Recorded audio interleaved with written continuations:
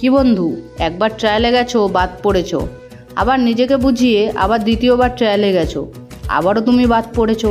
তারপর ভাবছো যে আমাকে বাদ দিল কেন, আমি তো ভালোই খেলছিলাম, আমার আর ভালো লাগছে না, আমি আর খেলবো না, আমার দ্বারা আর হবে না। তো যদি তুমি এরকম ভেবে থাকো তাহলে তুমি ভুল ভাবছো। তুমি যদি 10টা ম্যাচ খেলো তাহলে কি তুমি গ্যারান্টি দিতে পারবে যে তুমি 10টা ম্যাচেই জিতবে?